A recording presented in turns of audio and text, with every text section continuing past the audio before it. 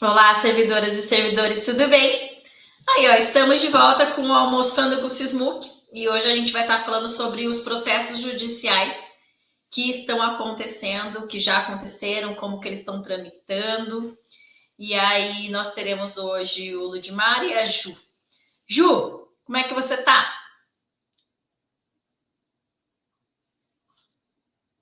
A Ju tá numa escola, né? Tá ajudando numa eleição. Você consegue ouvir, Ju?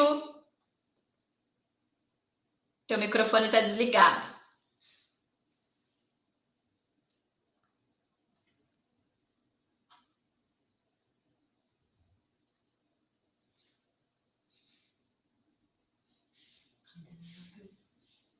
Oi, Ju, teu microfone está desligado.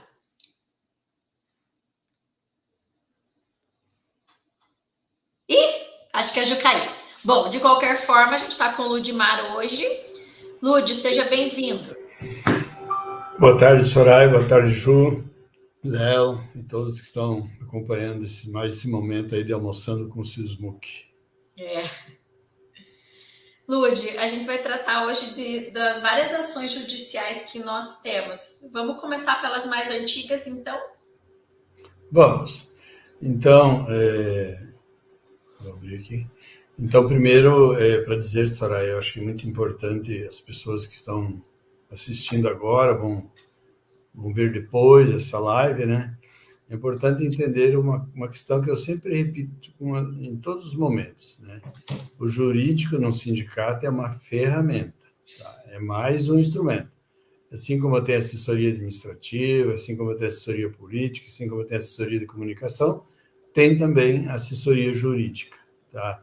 Então, não é o principal de um sindicato. O principal do sindicato é a mobilização, a luta, a sindicalização e tudo mais, né? Acho que isso é importante. E também, outro elemento importante é para dizer que a gente só entra com ação judicial quando a gente parte do princípio de que o município está descumprindo a lei, porque você só vai ao judiciário quando você entende que alguma lei está sendo descumprida, tá? Então, todas essas ações que eu vou falar aqui, algumas de maneira mais rápida e outras um pouco mais demorada, todas elas é porque nós partimos de um princípio de que o município de Curitiba, a prefeitura, os seus gestores, né? E esse é outro detalhe importante, né? Os gestores cometem as ilegalidades, os servidores, os cidadãos recorrem ao judiciário, o judiciário manda cumprir, mas quem cumpre é o município. Então, eu sempre insisto que, na verdade, quem deveriam ser os responsabilizados são exatamente os gestores, aqueles que cometeram a ilegalidade. Então, nós temos uma história longa, assim, de atuação do jurídico do sindicato. Nós temos duas ações grandes, importantes, que estão em fase de cumprimento de sentença já, de execução, que a gente vai deixar para o final, mas eu quero falar um pouco de outras ações. Nós temos ações que foram nos últimos anos, vamos falar dos anos 80, 90, porque está muito longe e muitos daqui não têm importância para as pessoas que estão aqui hoje. Mas pelo menos de 2000 para cá, nós tivemos algumas ações judiciais que merecem ser lembradas. Nós precisamos lembrar da ação da Guarda Municipal, né? Qual a ação da Guarda Municipal? Aquela ação que exigiu da Prefeitura devolução dos descontos feitos indevidamente sobre reflexos de horas extras e tal, sobre o risco, sobre a gratificação de segurança.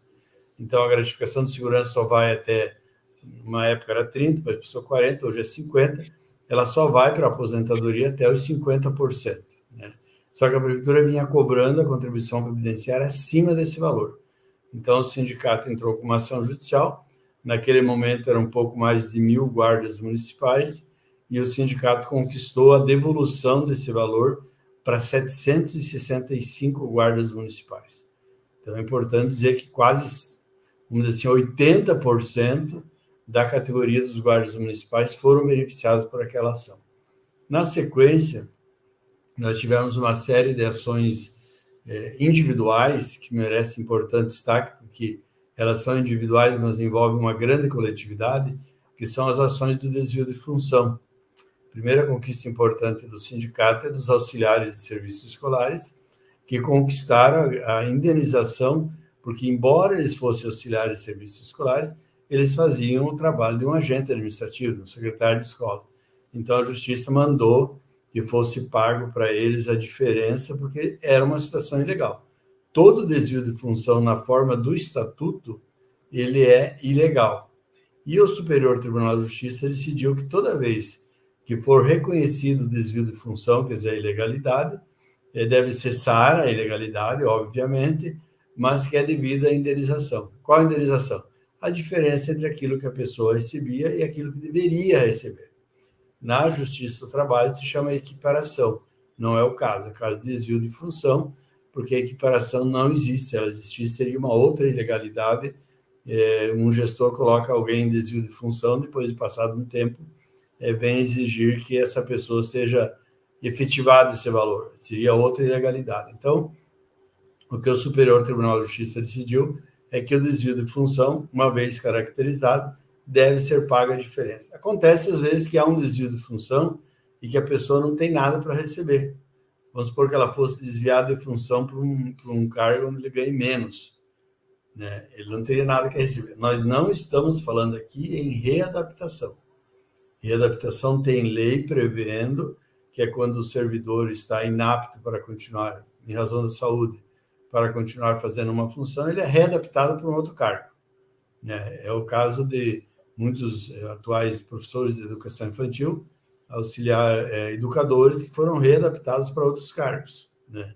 Por conta do quê? Porque estavam inaptos, estavam doentes, não tinham mais condições de continuar trabalhando no âmbito do CMEI ou da escola, se fosse o caso. Então, há casos em que mas nesse caso, todos ganharam as ações judiciais, mandando a prefeitura indenizar esses auxiliares de serviços escolares. Né? Outro grupo grande que entrou com ações de desvio de função foram os auxiliares de enfermagem. Então, nós sabemos que os auxiliares de enfermagem, até pela forma como a prefeitura organizou as unidades de saúde, esses auxiliares de enfermagem foram, então, colocados em desvio de função. Eles estavam exercendo as funções de técnico de enfermagem. Então, a partir da hora que ele fez a transição de auxiliar para técnico, não há mais o desvio de função, porque daí ele é técnico, ele vai exercer as funções de técnico. Mas enquanto não ocorreu isso, a pessoa estava em desvio de função. Nós temos hoje ainda gente que está em desvio de função. O sindicato entrou na justiça, de todas as ações judiciais foram ganhas, exceto uma que ainda está sendo discutida por conta de um problema de um depoimento de testemunha, mas as outras todas foram ganhas, as pessoas receberam, estão recebendo indenização, mas sendo que são ações individuais, né? Eu não tenho aqui como dizer quem está recebendo e quem não está. A pessoa sabe que tem ação judicial, sabe com qual advogado do sindicato está, então, portanto, é só procurar o sindicato e vai ter essas informações. Algumas até a diretoria sabe, mas a gente sempre recomenda que converse com o advogado, que daí cada um cumpre o seu papel de forma a deixar o servidor bastante satisfeito com o resultado. Outra discussão judicial importante que nós precisamos lembrar aqui é a ação judicial da greve de 2015, tá? Então, por que eu falo que é importante essa discussão da greve de 2015? Deixa eu ver aqui. Por quê? Nós sabemos que teve uma greve de 2015 que abrangeu basicamente a saúde, né? Basicamente a saúde e ocorrer os descontos, né? Ocorrer os descontos dos dias parados. E aí foi um grande golpe da prefeitura, porque eles descontaram os 2 dias, aí, em consequência, as pessoas perderam o DSE e descontaram ainda mais um feriado. Então, quem participou dos 2 dias da greve de 2015, que nós sabemos que era em razão daquilo que a prefeitura não despacha, existiam 30 mil horas extras vencidas e não pagas, nós tínhamos mudanças no IDQ e tudo mais, e aí houve aquela greve, né? A prefeitura judicializou no primeiro momento, teve uma liminar, a greve permaneceu por mais um dia, mas no segundo dia ela foi encerrada, mas os descontos ficaram registrados e foram feitos os descontos. Só que, ao final, essa ação judicial foi julgada, da prefeitura foi julgada improcedente. Então, aquilo que tinha sido dito que tinha que descontar os dias, ao julgar improcedente, entendeu-se, a justiça entendeu, que era indevido o desconto, constou na decisão que era indevido o desconto. E aí essa foi, eu diria, um grande êxito que o sindicato conseguiu, que não precisou executar judicialmente. nós provocamos o Poder Judiciário para fazer uma audiência de conciliação. Teve uma audiência de conciliação, participou a Procuradoria do Município, participou a SMAP, participou o representante da Secretaria de Saúde e os representantes do sindicato com a sua assessoria jurídica e a PGM como jurídico da Prefeitura. Então, o que aconteceu?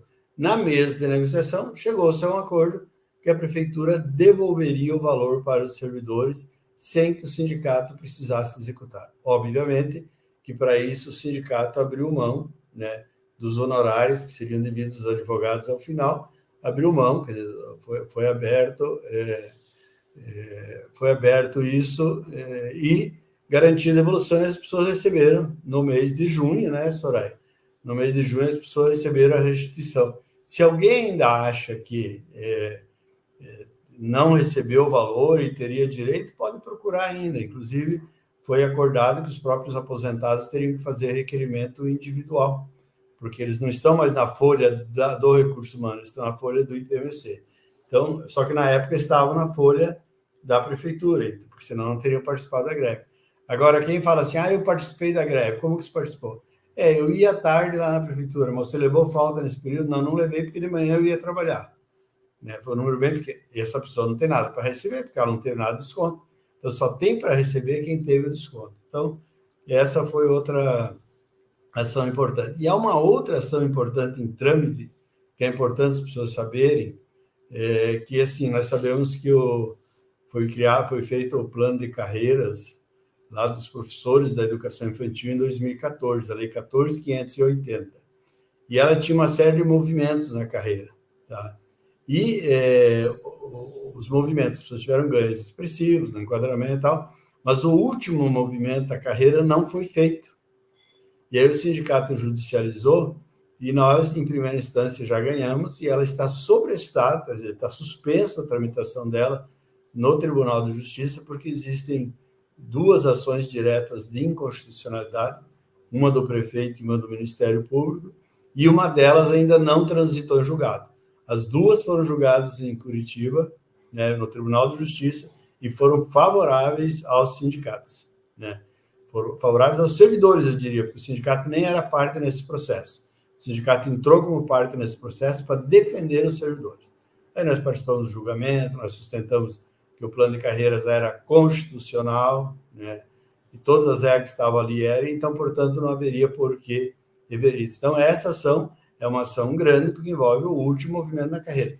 Se for mantido esse entendimento no tribunal, gente, todas as pessoas que foram abrangidas pela Lei 16.201, né, que é o plano de carreiras dos professores da educação infantil, todo esse enquadramento terá que ser refeito, porque eles vão pegar, daí o servidor, além de receber esse período que não recebeu, ele terá uma reestruturação na carreira e terá como consequência uma revisão do enquadramento feito na Lei 16.201 de 2023, que é o atual plano de carreira. Então, é um detalhe importante. Outra ação importante também, que está em tramitação e que nós já ganhamos em primeira instância, e agora a Prefeitura recorreu para o Superior Tribunal de Justiça, e nós também recorremos, por conta de uma parte da ação que não foi dada. O recurso da Prefeitura não subiu para o STJ e o nosso subiu. Então, nós estamos na dependência do Superior Tribunal de Justiça decidir, e se for decidir favorável ao sindicato, então as pessoas que não tiveram a hora de atividade garantida, o direito a fazer a hora de atividade já está consolidado, né? Agora, se houver entendimento, tem que pagar a indenização, as pessoas vão ter que receber a indenização. E aí nós temos duas últimas grandes ações aí que nós precisamos explicar, porque elas têm sido objeto de várias conversas nos grupos do WhatsApp, nos locais de trabalho. Vamos por ordem de idade delas, então. Nós temos a de 2007. O que é essa ação de 2007? Eu acho muito importante as pessoas observarem qual é o objeto dessa ação para entender em que momento nós estamos. Nós sabemos que na Prefeitura de Curitiba, desde lá dos anos 90, eles vieram com uma política de criar remunerações variáveis. Uma hora chamava IDQ, outra hora chamava isso, chamava aquilo, IDQ, PPQ e outros nomes de gratificações que recebiam. O que acontecia? A lei orgânica do município de Curitiba, que é a Constituição Municipal, ela diz que o décimo, e a lei federal, que fala de 13º também, diz que o 13º é a totalidade da remuneração. E o que a prefeitura fazia? A prefeitura fazia o cálculo do 13º, que também chamam gratificação natalina. Eu não gosto muito dessa expressão gratificação natalina, porque para mim ela não é um presente de Natal. Ele é um direito dos trabalhadores, que é o 13º salário, como existe na iniciativa privada, mas não importa o nome que se dá, a verdade é que é o 13º que as pessoas recebem. No 13º não entravam essas verbas. Essas verbas variáveis, criadas por decreto, basicamente, elas não incidiam no 13º salário. Aí o que o sindicato fez? Em 2007, né, a direção do sindicato jurídico levantou essa questão, não foi nenhum servidor que trouxe a demanda para o sindicato, foi uma discussão interna no sindicato. Nós falamos, nós achamos que nós que falamos jurídico, né? Eu, a doutora Raquel, a doutora Andressa, principalmente que estávamos na época ali, dissemos, acho que está errado esse 13º. E aí fomos para a justiça, tá? Fomos para a justiça e dizendo que tinha que ser a totalidade da remuneração. Assim que nós entramos com a ação judicial, a prefeitura fez tramitar um processo administrativo interno e passou a pagar corretamente. É isso que eu quero observar. Então, em final do ano de 2007, as pessoas já receberam o 13º de forma correta. Por que eu falo isso? Porque a maioria das pessoas vai receber retroativo aqui é menos do que aquilo que já ganharam por ter sido corrigido lá em 2007 por conta da ação que o sindicato entrou. Foi uma ação muito trabalhosa. O sindicato pagou quase R$100 mil para um perito fazer a perícia para mostrar para o juiz que realmente havia erro no cálculo do 13º. E aí ganhamos essa ação, né? Ganhamos essa ação, né? Em 2019 ela transitou em julgado, né? A ação do 13º. E aí, no meio desse caminho, então, houve a troca da direção do sindicato. Quando essa direção do sindicato assumiu em 2021, existia lá no sindicato documento de 4 mil pessoas para fazer o cálculo ainda. Só que são abrangidos por essa ação 18 mil pessoas. Vocês terem uma ideia de que nós estamos tratando disso, né? Nós estamos tratando de 18 mil pessoas que tiveram prejuízo e que de 2007 para cá não tiveram mais, e o sindicato está agora executando para que se pague. Só que daí o sindicato fez uma opção muito correta, que é o que tem sido feito para evitar aquelas execuções intermináveis, né? De negociar com a prefeitura chamada execução inversa. Ao invés do sindicato fazer os cálculos dos 18 mil, com o risco de deixar alguém fora, porque o sindicato não tem os dados financeiros de 18 mil pessoas. Poderia até conseguir, mas nós teríamos que os 18 mil trazer do sindicato. Aí o sindicato fez uma negociação com a prefeitura e a prefeitura falou assim, nós vamos fazer o seguinte, nós fazemos os cálculos, então, nós submetemos ao sindicato, então o sindicato contratou contador para conferir, né? Então a prefeitura fez os cálculos de 1 a 1, né? No primeiro cálculo aparecia até o Beto Richa, a Fernanda Richa, a Cássio Taniguchi e tal. Depois a gente falou, não, esse pessoal não tem direito, esse pessoal nem era servidor de carreira, né? Então, daí foi fazendo as limpezas, né? E aí ficaram 18 mil pessoas. É um precatório, um valor entre precatório e RPV que dá quase 80 milhões de reais, né? Esse é o valor dessa ação. E aí a prefeitura fez o cálculo e apresentou os cálculos quando? Em dezembro do ano passado. Final do ano passado. Então, aí o sindicato teve o trabalho de fazer a conferência e tal, e aí a prefeitura daí juntou os cálculos no processo, o sindicato concordou, e agora está lá para a juíza, a doutora Rafaela Maritura, da Vara da Fazenda Pública, está lá para ela, conversei ontem ainda com a assessoria, com o gabinete dela e tal, para que possa ser feito o quê? Para que ela mande expedir o quê? O precatório para quem ganha mais que 7.900 e RPV, que é requisição do pequeno valor, para quem tem um valor a receber menor do que isso, tá? Que recebe mais rápido não vai para a fila do precatório. E aí, então, as pessoas falam, mas quando que vai sair esse dinheiro? Não depende só da gente. O sindicato já fez tudo o que tinha que fazer e ainda está fazendo. Depende agora do quê? Depende da juíza mandar expedir esses 2 documentos, são 2 documentos, 2 folhas, 2 páginas, né, com os anexos, né, e mandando a prefeitura pagar. Aquilo que for precatório, a prefeitura vai colocar na fila do precatório, e aquilo que for RPV vai pagar, independente do precatório. Mas aqui tem um detalhe importante, porque no meio desse caminho, essa semana eu escutei alguns áudios aí de algumas conversas e tal, das pessoas falando, mas tem advogado entrando. Dos 18 mil, nós temos 250 pessoas que entraram com advogados particulares fazer execução. Alguns, inclusive, entraram depois que o sindicato já tinha conseguido o cálculo. Eles foram lá no processo, pegaram o cálculo e entraram com a ação judicial. Eu respeito, legalmente pode, mas eu acho de alguns advogados, inclusive, muito oportunista a situação. E isso atravanca o processo também. Porque de cada processo novo que vem entrando, ele vai sendo anexado ao nosso, dessa questão. Eu sei que um sindicato, aqui eu não vou falar o nome para não gerar direito à resposta, mas teve um sindicato onde a presidenta do sindicato orientou os servidores a procurarem os advogados do outro sindicato para fazer a execução. Mas sendo que nós temos muitos servidores, a totalidade são pessoas reais e sabe o que o SISMUC faz e fez por eles, não foi atrás dessa conversa. Tá? Então, um pouco mais de 50 pessoas fizeram por fora com isso. Na verdade, nós temos 250 que fizeram por fora e 17.750 pelo sindicato diretamente. O tempo que vai demorar depende da situação.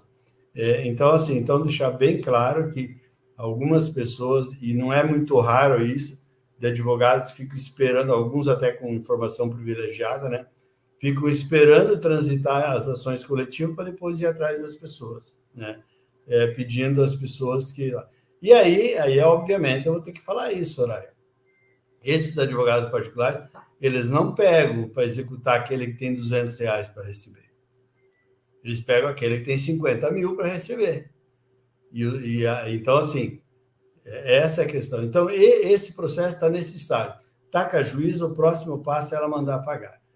O precatório entra de um ano para o outro, né? Agora não entra mais no próximo ano. Isso tem que ficar muito claro. Mas os RPVs, depois que a prefeitura receber o RPV, ela tem 90 dias para pagar. Então, nós estamos fazendo pressão para que saia mais rápido esses 2 documentos. E uma outra ação, né, já para a gente ir para o encerramento do relato das reuniões, né, o que acontece? O que acontece? Então, é a ação do risco de vida e saúde. A ação do risco de vida e saúde é muito... E essa semana ela pipocou por aí essa discussão. Parece que as pessoas não sabiam que tinha essa ação, descobriram agora, né? É uma ação que foi ajuizada também em 2015, também para corrigir um erro da prefeitura, e a prefeitura, internamente, ela já corrigiu esse erro, que é o quê? O risco de vida e saúde, ele é 30%. E mesmo quem se aposenta com base na última remuneração, ele vai levar esses 30% para a aposentadoria. O que a prefeitura vinha fazendo? Vinha descontando sobre tudo, inclusive verbas que não vão para a aposentadoria. Vou usar um exemplo muito simples do Estratégia de Saúde da Família. Não vai para a aposentadoria, mas a prefeitura vinha descontando sobre a dobra do padrão, né, o RIT, para lá atrás, que antes se chamava RIT, era dobra, né? O RIT só veio depois de 2010, né?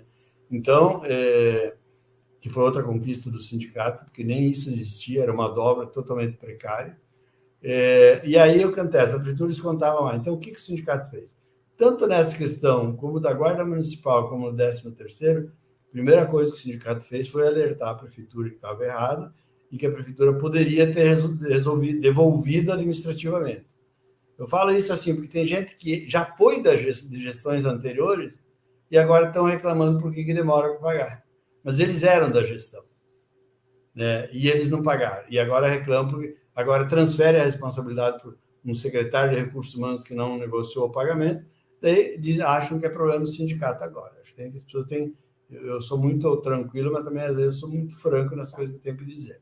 Porque senão a gente fica aí respondendo por coisas que não compete a gente responder. Então, o que acontece? Todos esses casos, a prefeitura foi alertada que estava errado e não fizeram.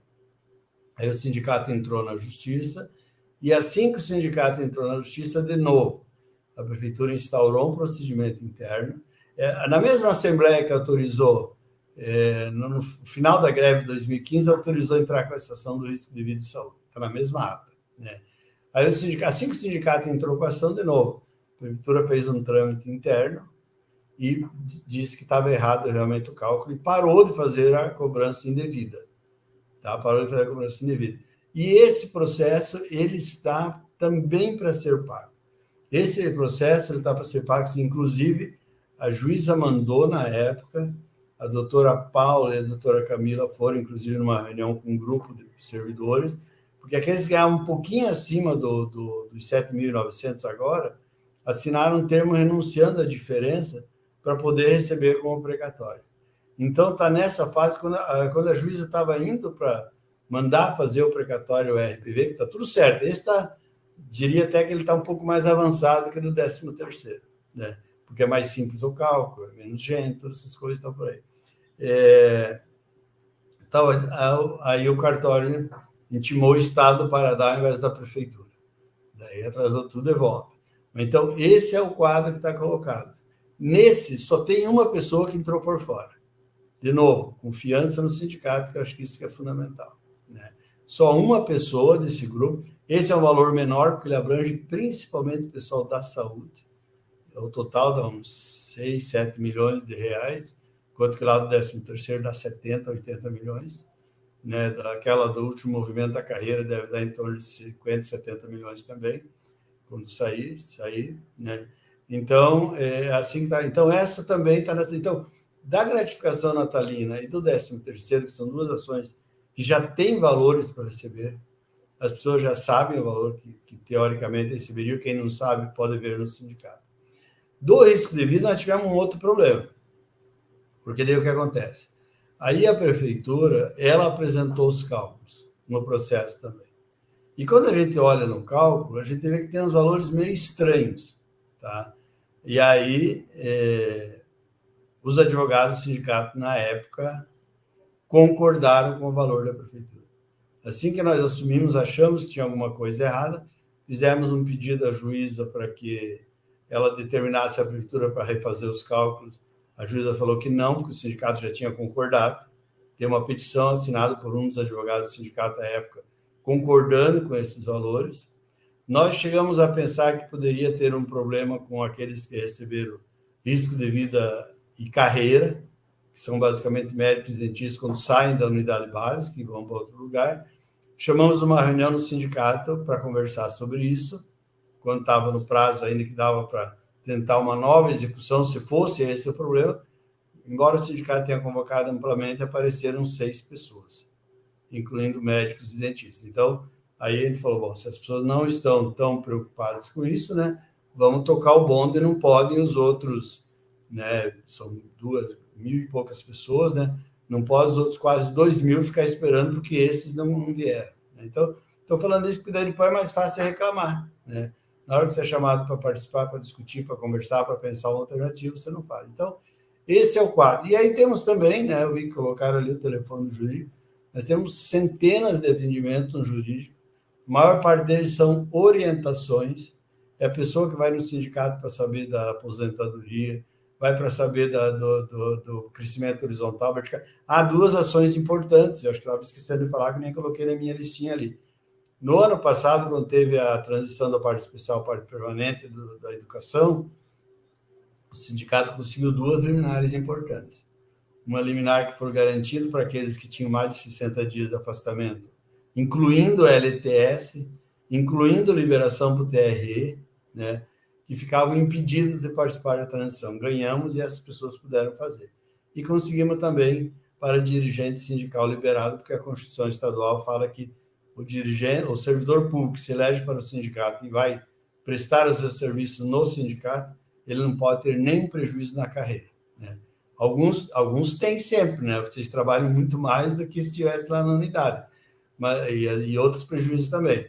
Mas nesse caso da carreira, a Constituição Estadual garante.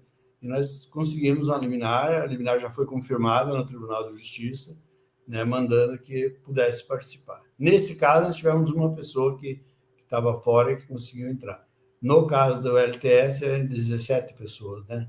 Que estavam ficando fora, que fizeram a inscrição, pediu o sindicato conseguiu. Então, é isso, para fechar. O sindicato tem um departamento jurídico para atender essas demandas e só vai para a justiça, né, quando a prefeitura descobre. O ex-secretário de Recursos Humanos, o Alberto Bertoni, ele tinha uma proposta de fazer um acordo com o sindicato e talvez pagar já bastante tempo atrás, sem precisar que formasse precatório o RP. Mas, infelizmente, não deu tempo dele fazer isso. Então, é isso inicialmente, Soraya e Juliana. A Ju voltou agora, Ju, consegue ouvir a gente?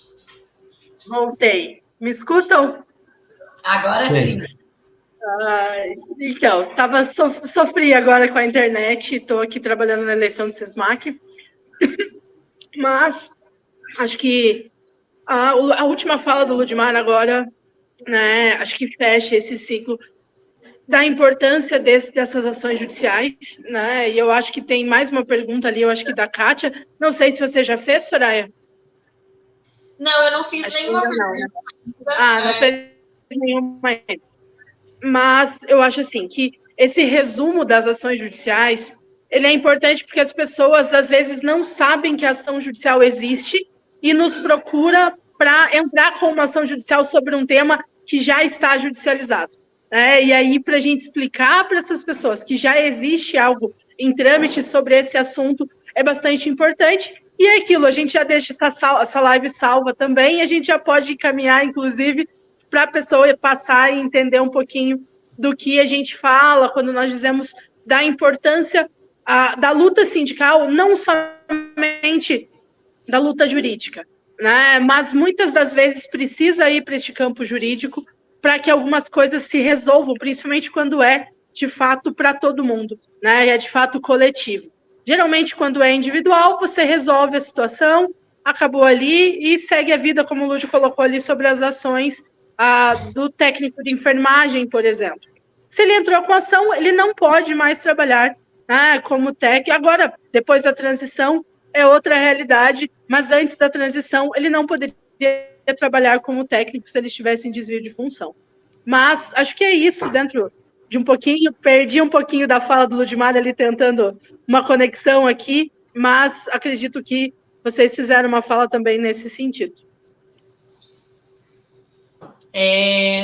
Lud, a maior Ludmar, né? A gente chama ele de Lud, daí fica aqui na informalidade. Mas assim, Ludmar, a maior parte das perguntas que vieram, eles vêm perguntando assim: quando vai ser pago a gratificação natalina? Aí, na sua fala, você disse ali que a gente não tem uma previsão, né? Então, isso depende muito da juíza e a gente tem explicado na maior parte das vezes que a gente recebe esse tipo de pergunta, tanto no WhatsApp quanto nas ligações, e-mail, o que vier, né? Que o pessoal entra em contato por vários meios. A gente tem explicado que a gente tem cobrado semanalmente, diariamente praticamente, e você até confirmou ali dizendo que tinha ido conversar com o assessor, né, da juíza. Existe a possibilidade ainda de ser pago esse ano ou não? Então, nós estamos em outubro, tá? Então, o que significa? Nós temos duas pistas, né? O precatório, e nas duas ações, o número de pessoas com precatórios é muito menor do que o RPV.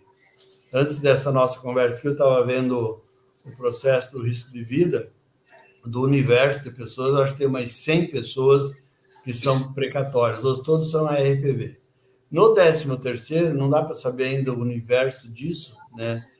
Porque ainda não tem esse despacho final, mas a grande maioria é RPV. O RPV, a prefeitura é intimada para pagar, e se ela é intimada hoje e ela quiser pagar amanhã, ela pode. Então, a partir da hora que forem expedidos os RPVs, aí vocês terão outra pessoa para pressionar, que se chama Prefeitura Municipal de Curitiba. Porque o precatório, ele segue um trâmite normal. Ele tem que entrar na lista do precatório de um ano para o ano seguinte, né? E o RPV não. O RPV é uma forma que foi criada. Aliás, o RPV da Prefeitura está muito baixo. No estado do Paraná, o RPV, esse valor que não vai para o precatório, é R$22 mil. Em São José dos Pinhais, são 30 salários mínimos. Então, qualquer valor menor que 30 salários mínimos não vai para precatório, porque a Constituição diz que pode ser assim. Pode ser 60 para a União, 40 para os estados e 30 para os municípios. Onde não tem lei regulamentando, vale isso, né? Então, assim, a partir da hora que sair esse documento, daí você fala, pode pagar esse ano? Não. O judiciário, o tempo do judiciário é diferente do nosso tempo. Né? Eu, quando ligo lá para a vara da Fazenda, às vezes falo, mas só daquela outra entidade lá, nós temos 30 mil execuções em andamento. Né? Porque realmente é isso, quer dizer, o Estado, vou usar uma expressão meio simplória aqui, mas o Estado, quando a gente fala Estado, é a União, o Estado é o maior caloteiro com os seus servidores. Porque ele deixa de pagar uma vantagem para que o sindicato entre na justiça, para que demore a ação judicial, porque os prazos da administração pública são todos diferentes dos nossos, né? É aquilo que eu falo, se eu ganho uma ação da Juliana, ela tem 15 dias para me pagar depois que o trânsito é julgado. É só iniciar a execução, ela me paga. Se ela não me pagar, eu vou penhorar o carro dela, a casa dela, o que tiver que penhorar. Na União, no Estado, no município não tem. Então, o Estado é um grande caloteiro, porque ele fala assim, ele deixa para que o próximo gestor pague.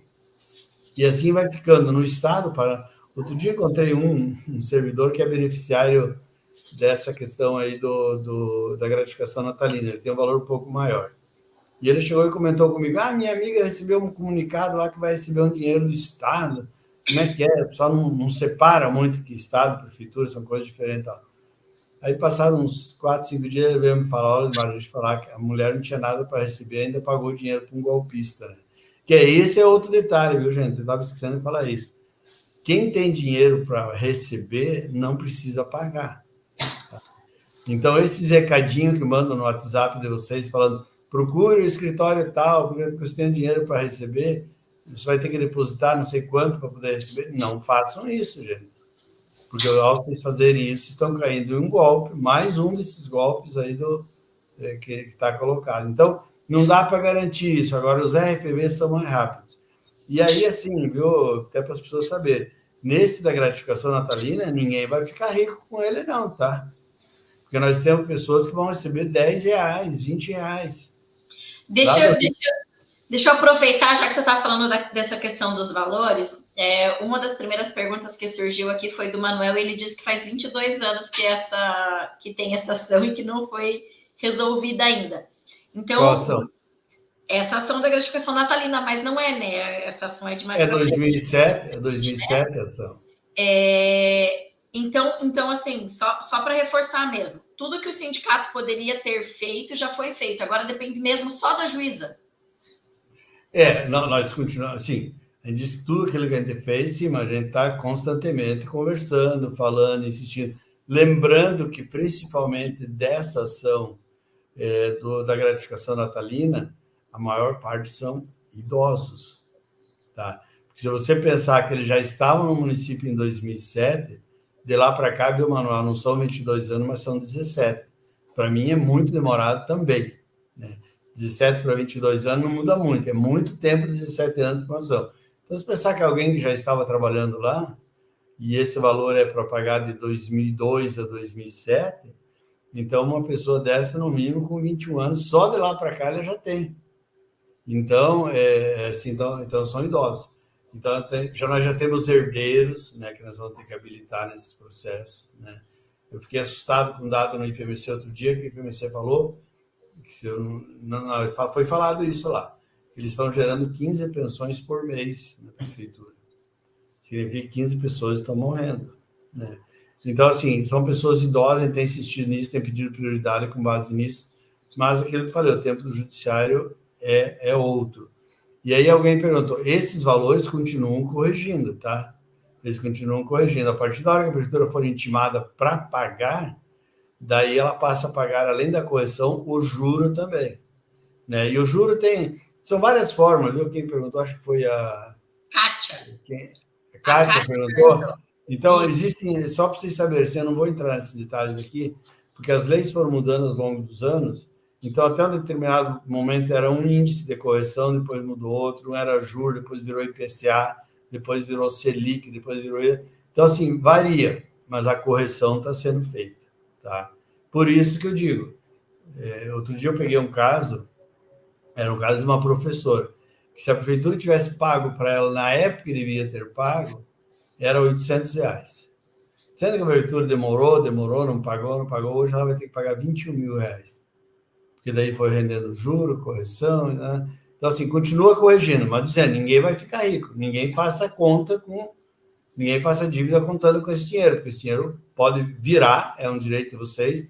A prefeitura de Curitiba, diferente de outras prefeituras, ela está com os precatórios em dia, tá? Então, se no estado eles estão pagando o precatório com 15 anos de atraso, na prefeitura estão pagando de um ano para outro, tá? Então, isso é um alento para a gente. Mas, assim, qualquer dúvida que as pessoas tenham, agora, eu vou adiantar, eu não gosto de conversa de WhatsApp, porque daí as pessoas puxam um assunto e vão emendando. E eu lembro uma vez de uma greve, onde tinha uma pessoa que queria dar tanta sugestão sobre o jurídico, sobre o que fazer, né? Que eu olhei para ele e falei assim, eu não sou psicólogo, então não faço laudo psicológico, porque ele era psicólogo. Tipo assim, cada um no seu quadrado, né? Quem entende de odontologia sabe falar sobre odontologia. Quem entende de educação sabe falar sobre educação. Quem entende de direito sabe falar sobre direito. Eu não me meto a falar qual é o melhor tratamento para um dentista e qual a melhor forma de alfabetizar uma criança, porque eu não sei, não estudei para isso, né? Então, assim, eu vou colocar isso. E outra coisa, uma vez eu tinha umas ações lá de Agudos do Sul, e por coincidência, era uma auxiliar de enfermagem. Ela ligou para mim e falou assim, tem um advogado aqui que falou que se pegar esse processo, ele consegue fazer pagar em 30 dias. Eu falei, fechou. Dá o telefone dele que eu vou passar todos os meus processos para ele receber em 30 dias, a gente divide os honorários daí. Daí nunca mais falou. Porque, assim, há muito vendedor de ilusão também, tá? Tem muita... Desses advogados particulares, um grande número, as pessoas precisam saber, dessa gratificação natalina, porque na outra não tem, do risco de vida e saúde não tem. Da gratificação natalina, um grande número, isso eu estou falando a partir daquilo que eu vi no processo e daquilo que a Procuradoria fala para a gente. Um grande número teve impugnado o valor da causa, o valor executado. Então, a pessoa pediu R$100 mil, na verdade, ela tinha para receber 60. Aí o que acontece? A parte é condenada a pagar sucumbência sobre esses 40% que eram indevidos. Essa parte eles não contam para a gente. Eles contam só o que deu tudo certinho. Lud, deixa eu aproveitar, não está ali nessas perguntas que vieram para a gente, mas você falou também sobre a ação indenizatória que a gente está pedindo em relação à hora-atividade. Quando a gente vai fazer visita, a gente fala da questão de não cumprir os 20%, que era de quando a gente entrou, né, com o processo lá atrás, mas agora nós temos 33%. Então, existe a possibilidade de, por exemplo, nesse processo, todas as pessoas, porque nós não temos, né, de receber esses 13% de diferença da hora-atividade ali? A gente pede 20% até 2011 e de 2011 para frente 33%, que é a data em que o Supremo Tribunal Federal julgou constitucional a lei do piso, a Lei Federal 11.738. Então, até ali era 20% que já tinha na Lei Municipal 12.348, se não me engano. 12.348, que estabeleceu 20% para os professores da educação infantil. Para os professores do ensino fundamental já existia lá desde os anos 80, né, essa previsão. E aí, então, isso está... para dizer, a gente já está pedindo isso. Qual o grande nó dessa ação? Eu acho que as pessoas precisam pensar nisso. Nós só no tribunal tivemos reformado parte da sentença, porque o juiz falou que não tem como provar depois que as pessoas não tiveram a hora de atividade. Então, é fundamental que as pessoas reúnam provas de que realmente não tiveram. Porque a gente entrou com uma primeira ação, Soraya e Juliana, lá em 2014, eu acho, pedindo como horas extras. E, inicialmente, o juiz até deu a liminar, dizendo que tinha que ser pago como hora extra. Mas depois ele falou, não, mas eles não fazem horas extras. Porque eles cumprem a jornada no local de trabalho, que é de 8 horas e ponto. Eles não têm hora extra ali. Eles têm um trabalho extra. Daí nós deixamos extinguir aquela ação e entramos dizendo assim, então nós queremos que seja garantida a hora de atividade e que seja paga uma indenização para esses servidores na proporção de horas extras. Só mudou a narrativa. Mas para dizer isso, e é isso que nós estamos avançando no processo judicial. Tem ação nesse sentido, a APP tem também, o Cismar de Araucária tem também. O Cismac não tem, porque a hora de atividade deles passou a ser cumprida a partir de 2012, eu acho, né? Passou a ser cumprida. Então, não tem ação. A primeira ação que foi entrada foi julgada improcedente e agora não tem ação discutindo isso, porque eles têm tido o cumprimento. A Araucária acabou de entrar, já tinha uma ação dizendo, com trânsito julgado, dizendo que eles tinham direito, e agora ele entrou com a ação. Então, já que tem direito e não está sendo garantido, tem que pagar a indenização por isso. Então, é fundamental que cada servidor registre que a atividade registre. Isso, dá mais diferentes formas. Há diretor que permite registrar no ponto, há outros que não permitem, faz relatório paralelo, assina todo mundo junto, vai fazendo as provas que for necessário. É fundamental, então, que cada servidor se responsabilize com essa comprovação, né? Ah, sim, porque daí tem uma frase aí que a gente usa no direito, né? Que o direito não socorre quem dorme, né? Então, se a pessoa não fizer a parte dela, não há nada que resolva o problema dela. E, para quem precisar, nós temos um exemplo de registro. Quem quiser, entre em contato com a gente no Sismuc, que a gente envia para vocês. É um vídeo explicativo ali de como abrir uma ata, como abrir esse livro-ata, de que forma fazer esse registro dessa hora de atividade para você que é professor e professora de educação infantil. Esse modelo foi criado por um CMEI, né? E a gente acabou aderindo a ele, né? Um modelo bem interessante, assim. Ju, você tem alguma pergunta?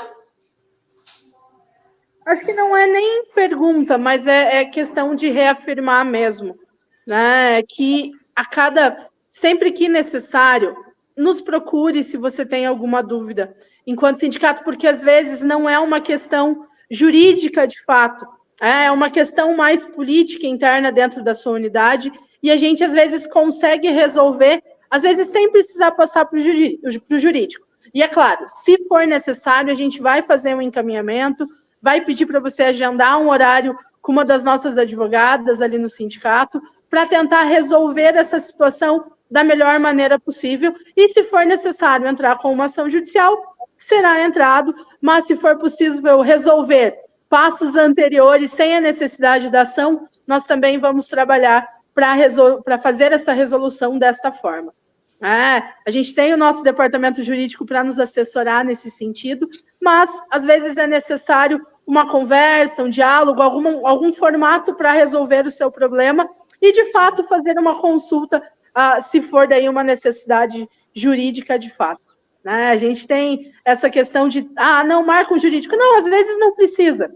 Às vezes, um passo anterior a gente consegue resolver até, claro, se for necessário, aí a gente encaminha ali para a equipe do escritório, para a equipe que nos atende dentro do Sismuc. Pessoal, a gente recebeu muitas perguntas ali que não tinham a ver com essa questão jurídica, né? Desses atendimentos jurídicos que nós fizemos e também em relação aos processos que nós temos aqui. Então, a gente vai reunir todas essas perguntas que vocês fizeram, assim como as perguntas que têm chego no WhatsApp para nós e no Facebook, e a gente vai fazer uma outra live para responder só essas questões do funcionalismo mesmo. Então, aí vocês fiquem atentos, que daí a gente já marca essa live, a gente pode ter um horário do almoço aí só respondendo essas perguntas mais do funcionalismo mesmo, do que vocês têm de dúvidas ali. Por exemplo, surgiu dúvidas ali sobre a questão da hora-atividade, ou então a questão do piso, do teto para poder receber o vale alimentação. Teve várias perguntas ali que são importantes e que a gente pode até falar. E aí aproveito para reforçar ali que a questão dessas coisas financeiras, do piso, da nossa database, elas podem ser discutidas por lei até dia 31 de outubro. Então, a gente precisa esperar passar esse período eleitoral ali para poder fazer essa negociação. Acho que ainda não tem nenhuma reunião agendada, né, Ju? Não tem nenhuma sinalização da prefeitura e até compreensível por conta do momento eleitoral. E aí a gente vai estar tratando sobre isso e também de outras coisas, por exemplo, a questão da transição dos professores de educação infantil. Isso, e não só a transição dos professores de educação infantil, a gente tem a transição dos ASBs, da Odonto também. Então, assim, tudo está em pauta, mas há esse vácuo da eleição. Então, nós temos aí esse entendimento que logo após, finalizado agora o segundo turno, dia 27 de outubro, a gente consiga já encaminhar todas as questões, principalmente a database, porque já é logo em seguida. O que não significa que a gente não está conversando com as pessoas lá na Câmara, né? Vendo como é que está funcionando e tudo mais. O sindicato está aí, a gente acaba fazendo isso para poder manter as negociações, né? Lude. Daí já, para encerramento, tem duas questões ali que eu acho que precisam ser respondidas. Agora eu entendi a pergunta do Manuel, porque realmente é 2002, é de 2002 a 2007, então, portanto, faz 22 anos, mas a ação é de 2007, tá? E a outra coisa, a Carol, que pergunta aqui, assim, se a juíza tem prazo para despachar, eu presumo que ela está falando da gratificação natalina, né? E nessa conversa que eu tive hoje, segunda, na sexta-feira, o que a assessora falou? Que a juíza está despachando em todos os processos que foram para ela conclusos, que é esse o termo que usa, do mês de agosto. Tá? Agora já está nessa fase. E o nosso pedido, nosso último pedido formulado para que ela homologue e mande expedir os RPV e o precatório é do dia 18 de agosto. Então, nos próximos dias, aí, a qualquer momento, pode sair. E então, é isso, né, Ludmar? Muito obrigada. Obrigada por dedicar esse tempo do almoço com a gente e também dedicar todo esse tempo aí do escritório com a gente. A gente acredito que essa direção e a maior parte dos servidores aí são muito gratos por ter de volta esse escritório com a gente. Ju? Pessoal, até mais. Obrigada, Lud. Obrigada, Soraya. Peço desculpa esse vácuo de tempo que eu estava tentando conexão, mas estamos aqui e seguimos. Sigo aqui na escola agora nesse final de tarde também, colaborando com os nossos companheiros e até mais. Gente, até mais. Obrigada, Lud, aos servidores que mandaram um recadinho ali, mandaram um beijo, boa tarde e tudo mais, um abraço e até a nossa próxima live. Vamos aí junto construir um sindicato para valer. Tchau, tchau. Tchau, tchau.